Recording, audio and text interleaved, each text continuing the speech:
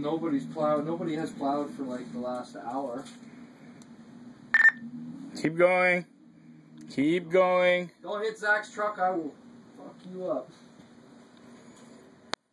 Yeah, your truck. Why are you guys fucking I don't know, man. Your truck was pretty good in the snow still.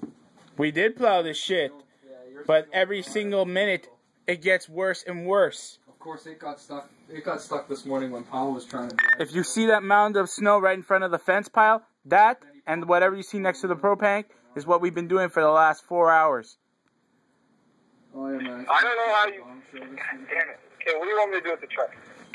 Stay in it until we plow it. We gotta park that thing.